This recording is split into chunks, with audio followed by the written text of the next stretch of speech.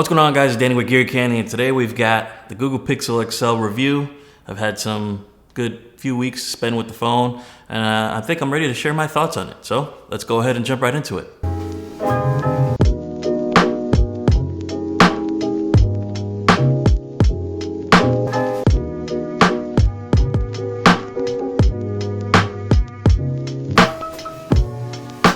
Now, the most surprising and arguably best feature on the Google Pixel XL is the camera.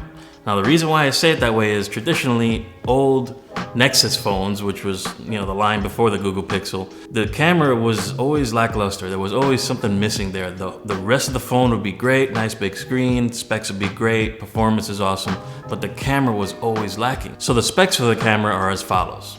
It's got phase detection autofocus along with laser detection autofocus. That sounds like a feature you'd find on a transformer or something, but basically what it means is it's got really good, fast autofocus. You're not gonna have an issue focusing on anything with this camera. So in terms of speed, this camera is fast, guys. I can essentially put it up to whatever I'm trying to take a picture of and snap pictures. I've snapped like almost 20 shots in just one sitting, and it'll get all of them and they'll all be sharp and accurate. It's also got a 8 megapixel front-facing camera for all you selfie fans out there. The selfies come out pretty good and clear, so I would definitely recommend it for that kind of use. If video is your thing, you can record in 4K 30 FPS. The image looks clean and the colors are vibrant. Keep in mind, the phone did get rather warm when I was recording 4K video for about 5 minutes. Other than that, I haven't had any issues whatsoever with the video on this phone. It takes awesome slow motion video. I took a quick 120 frames per second video of my daughter here. As you can see, it's kind of a cool effect. You can also do 720p 240 frames per second, which will slow it down even further for like a nice water slow motion shot or something like that. So all of this goodness is packed into a 12.3 megapixel sensor, no camera hump whatsoever, which is nice. When you put it flat on the desk, there's absolutely no wobble or wiggle to the phone, so that's pretty cool. All right, so let's talk about the screen for a second. In order to enjoy the awesome pictures this phone can take, you have to have a high resolution screen that comes close to matching the resolution of the pictures. Take note, Apple. The resolution of the pictures coming out of the Google Pixel XL are 4048 by 3036.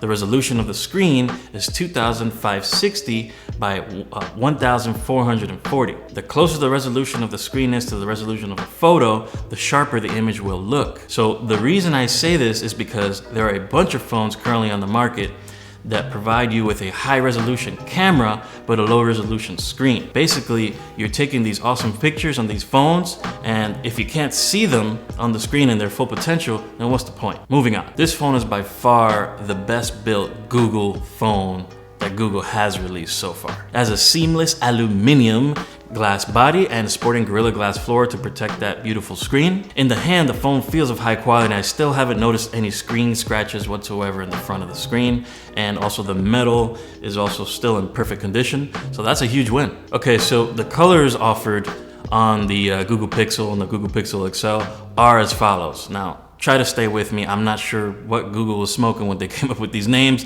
but this is what we got. So the black is called quite black, the silver is called very silver, and the blue is called really blue. I myself picked up the very silver and the quite black. I'm still not sure which one I like better. Maybe you guys can let me know in the comments what you think, which one I should keep. I'm still sort of up in arms as far as which one I prefer. In the performance department, this thing is no slouch, guys. We're looking at a Snapdragon 821 processor, quad core, 4 gigs of RAM, and so far I've noticed absolutely no lag whatsoever on the UI interface, so I think Google has definitely figured this out. It's nowhere near the way it used to be back in the day. So as far as storage goes, guys, we've got some really, really good news on this phone. You can get it at 32 gigabytes, internal storage, or 128 gigabytes. I know it's a huge jump there, but that's what they offer. But here's the catch. Here's where Google kind of sweetens the deal up a little bit. On the Google Pixel or the Google Pixel XL, Google is providing unlimited cloud storage at full resolution. That is a huge boon for this phone.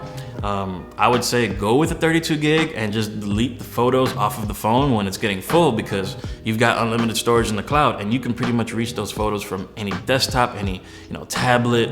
It's just an awesome deal, and it's only being offered on the Google Pixel. All right, so the fingerprint sensor. The fingerprint sensor is a very natural, there's a very natural feel to it. You know, typically when you hold the phone, you're holding the phone with your index finger on the rear part of that, of any phone.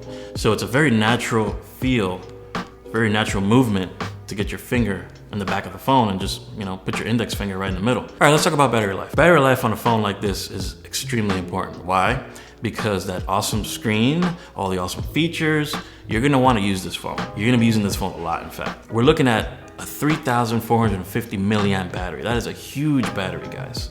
I rarely have less than 30% of my battery at the end of the day. So the battery life on this thing is amazing. To my surprise, this phone has one down-firing speaker. And to tell you the truth, it sounds like two, and maybe even sound like it has four or three. That one little speaker is doing the job of two for sure.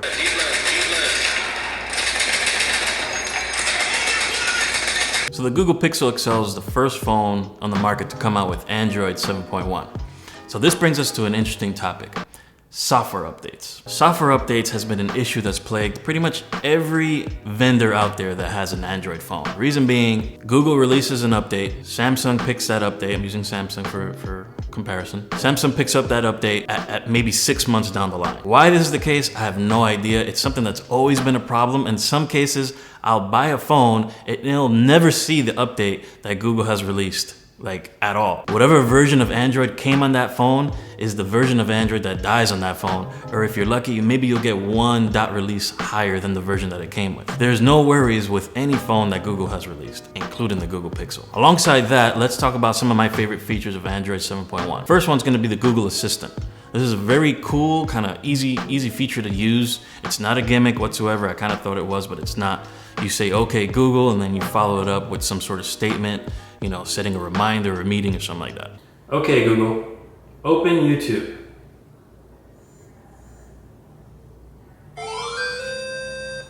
The next feature is the app drawer. It's nice just to be able to swipe up from the bottom of the phone and you see all your apps. We've got a new designed Google button right at the top left-hand corner of the screen. You just click that button and it brings you straight to Google Search. It's something I use all the time. If you're like me and you get tired of the same old wallpaper all the time, Google's got you covered. There's a cool feature where you can go and set your wallpapers to automatically download and set either on the home screen or the lock screen. So every single day you wake up and you see a new wallpaper. It's a great feature. You know, it's a little touch, but it's something I appreciate quite a bit. And lastly, Android 7.1 introduces some cool app shortcuts, kind of like, you know, Apple's 3D Touch. You long press any app and you'll see a few shortcuts pop up for that app without actually having to go in the app. All right, so let's talk about some of the cons with this phone. The first con is kind of a contradictory one because it's basically with the camera. Now, I know I said the best pro was that the camera was awesome.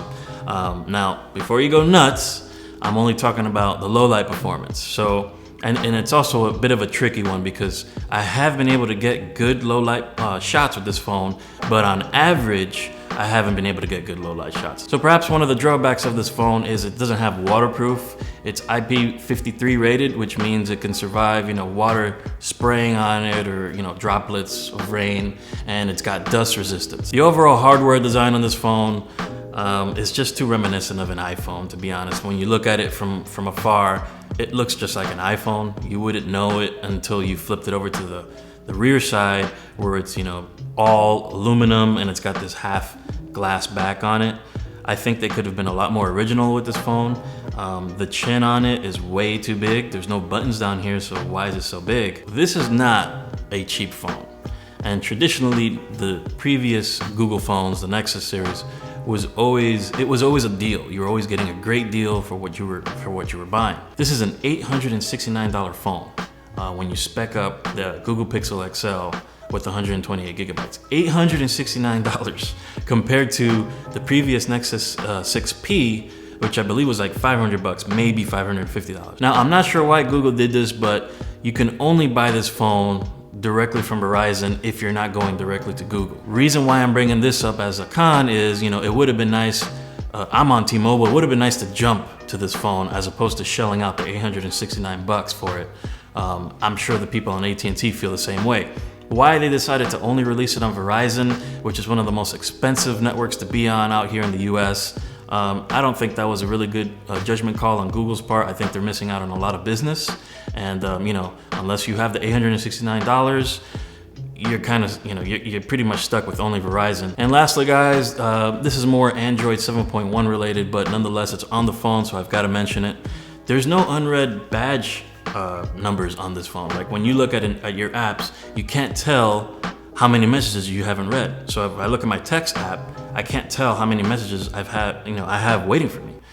I'm not sure why this isn't part of the phone. I've been looking around the settings. I haven't been able to find it. If one of you guys know what the setting is, please let me know in the comments, because it's been driving me crazy. So guys, what are my thoughts on this phone, and should you buy it? Yes and yes. I've been loving this phone, let me tell you. I'm not trying to oversell it here. It's not like I work for Google. This phone is freaking awesome. Especially coming from what just went down with the Note 7. I was really happy with the Note 7, and unfortunately, things happened. Damn phone started blowing up or whatever. This phone is coming in the market at the perfect time, because you have people that are kind of like me. I came from the Note 7, I had to go back to the S7, which is now a 8-month-old phone, and there wasn't a solution. So the Google Pixel XL comes at the perfect time as far as I'm concerned. It's a great phone. There's no compromise with this device.